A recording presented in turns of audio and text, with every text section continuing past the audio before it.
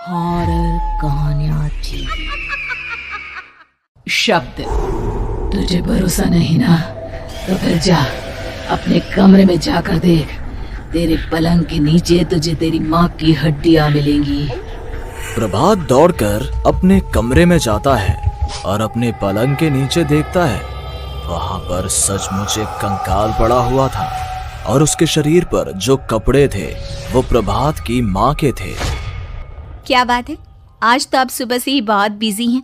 ऐसा क्या लिख रहे हैं? बस एक फैमिली की कहानी लिख रहा था। जैसे हमारी फैमिली है ना, तुम, माँ और मैं, लेकिन थोड़े अलग तरीके से, क्योंकि ये कहानी हॉरर है और इसमें जो आदमी है ना, मैंने उसकी बीवी को मार दिया है। मतलब कहानी में ऐसा लिखा है। और जानती हो, उसके बाद जो बीवी है ना, वो एक बुरी आत्मा बन जाती है।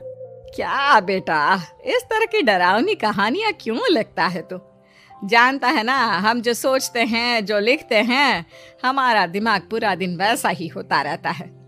माँ, परेशान होने वाली क्या बात है? राइटर हूँ मैं, मेरा तो काम है कहानियां लिखना। और वैसे भी ये सिर्फ एक कहानी है माँ, कोई सच नहीं है। उसके बाद कुछ दिन बीत जाते हैं। एक रात प्रभात को अपने ऑफिस से लौटने में देरी हो जाती है। रात के लगभग 12 बजे हुए थे। प्रभात जैसे ही अपने घर पहुंचता है, उसने देखा कि उसकी पत्नी दुर्गा डाइनिंग टेबल पर उसका इंतजार कर रही है। आ गए आप? कब से आपका इंतजार कर रही थी। देखिए ना, खाना भी ठंडा हो गया है। अरे दुर्गा, आज तुमने अपने इतने लंबे लंबे बालों को खोलकर क्यों रखा है? तुम तो हमेशा अपने बाल बांध कर रखती हो। वो क्या है ना प्रभात, जब इंसान अपनी जिंदगी से मुक्त हो जाता है ना, तो उसे दूसरे सारे बंधन खोल देने चाहिए। इसलिए मैंने अपने बालों के बंधन भी खोल दिए। ये तुम किस तरह की बातें कर रही हो? तुम ठीक तो हो? मैं बिल्कुल ठीक हूँ प्रभात। अच्छा चलो खाना खाओ। वो क्या है ना दुर्गा, मुझे भूख नहीं है। ऑफिस में कुछ खा लिया था। कोई बात नहीं, मैं तुम्हारे लिए एप्पल काट देती हूँ, एप्पल खा लो। नहीं दुर्गा, मुझे नहीं खाना है, मेरा मन नहीं है यार। तभी अचानक से दुर्गा अपने हाथ में एक बड़ा सा चाकू लेकर प्रभात पर हमला कर देती है। प्रभात अपने आप को बचाने की कोशिश करता है। आज मैं तुझे नहीं छोड़ूंगी, तुझे अपने साथ लेकर जाऊंगी अपनी दुनिया में। ये क्या बोल रही हो तुम? तुम्हारा दिमाग खराब हो गया है। आखिर तुम हो कौन? दुर्गा अपनी गर्दन टेढ़ी करते हुए बोलती है, मैं दुर्गा हूँ, तुम्हारी पत्नी। ध्यान से देखो मेरी आंखों में। प्रभात बुरी तरह से डर जाता है और घबराहट में वो चाकू अपनी पत्नी के पेट में मार देता है। उसकी पत्नी की वहीं के वहीं मौत हो जाती है और उसकी चीख की आवाज सुनकर उर्मिला दौड़ते हुए बाहर आती है। ये तूने क्या किया प्रभात? तुमने अपनी पत्नी का खून कर दिया। लेकिन तू तो उसे बहुत प्यार करता था बेटा। तूने बहू को क्यों मार डाला? माँ, ये आपकी बहू नहीं थी, इसके अंदर कोई बुरी आत्मा घुसाई थी। मैं नहीं जानता ये सब कैसे हो गया, लेकिन वो मुझ पर हमला कर रही थी, मुझे मारने की कोशिश कर रही थी। माँ, मैंने कुछ नहीं किया। ये तूने क्या कर दिया बेटा?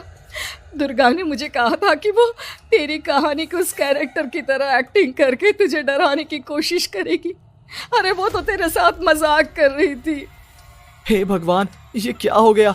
इसका मतलब दुर्गा। लेकिन माँ, मैंने जो कहानी लिखी थी उसमें भी ऐसा ही हुआ था। उस औरत ने अपने पति के साथ मजाक किया और गलती से उसके पति ने उसके पेट में चाकू मार दिया। मेरी कहानी सच कैसे हो सकती है? माँ, मुझे बहुत डर लग रहा है। अब ये सोच, दुर्गा की लाश का क्या करें हम? अगर गलती से भी ये बात बाहर फैल गई ना, तो तुझे पूरी जिंदगी जेल की सलाखों के पीछे रहना पड़ेगा। एक काम करते हैं माँ, हम घर के पीछे वाले बगीचे में उसकी लाश को दबा देते हैं। अगर कोई पूछेगा तो कह देंगे कि उर्मिला अपने मायके गई और फिर एक दिन हम भी अचानक यहाँ से कहीं दूर चले जाएंगे। कोई नहीं आएगा हमें पूछने, कोई नहीं आएगा माँ, बाद में जो होगा हम देख लेंगे।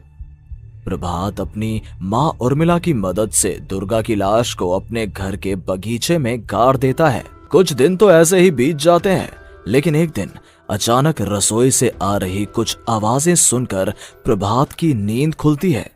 प्रभात ने देखा कि वहां पर एक लंबे बालों वाली औरत दूसरी तरफ चेहरा करके खड़ी हुई थी। कौन है? कौन है वहां पर? अरे कौन हो तुम? मैं दुर्गा हूँ प्रभात। क्या हुआ? मुझसे इस तरह के सवाल क्यों कर रहे हो तुम? तुम दुर्गा नहीं हो सकती। दुर्गा तो प्रभात, मैं तुम्हारी पत्नी हूँ, तुम मुझे कैसे भूल सकते हो? 4 दिन के लिए मायके क्या चली गई, तुम तो मुझे भूल ही गए। अब अगली बार ना मैं कहीं नहीं जाऊंगी।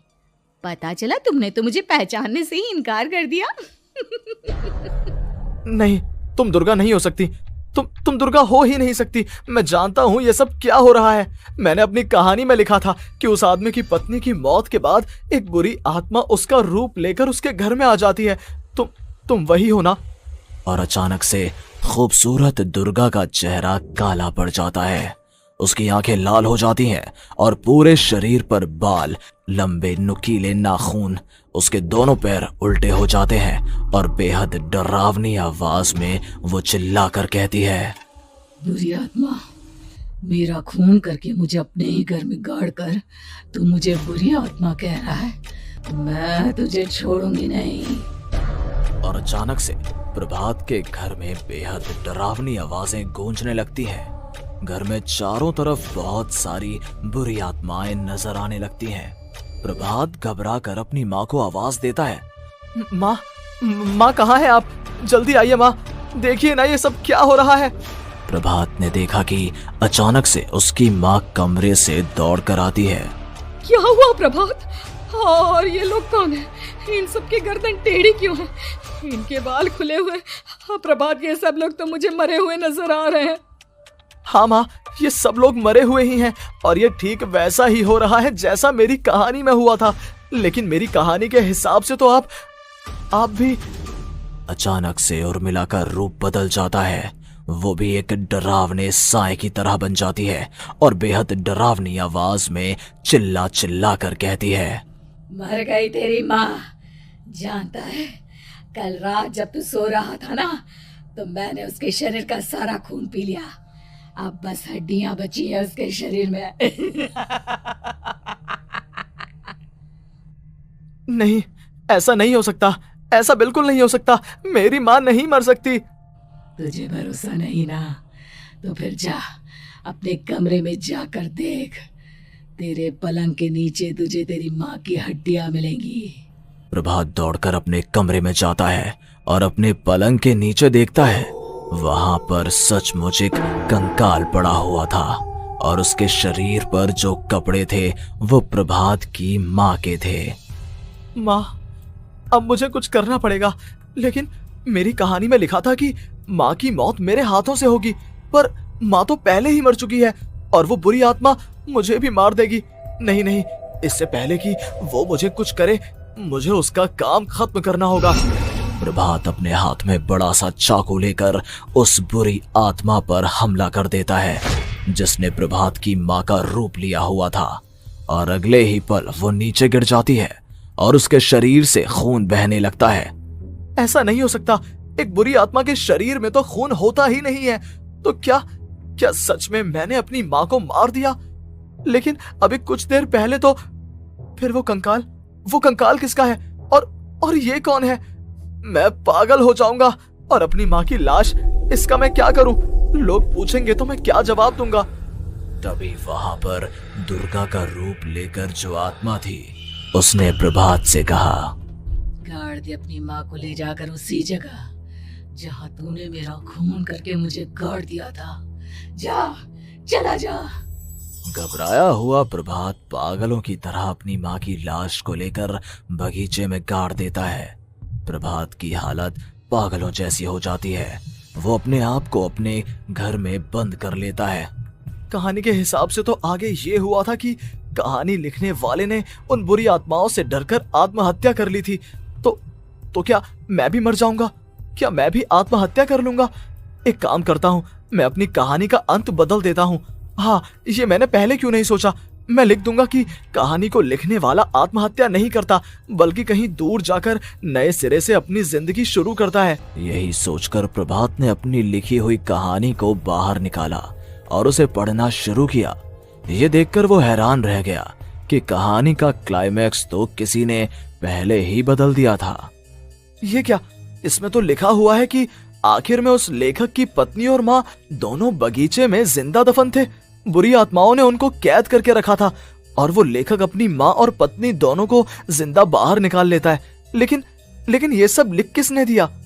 प्रभात दौड़कर बगीचे में जाता है और वहां पर खुदाई करना शुरू कर देता है।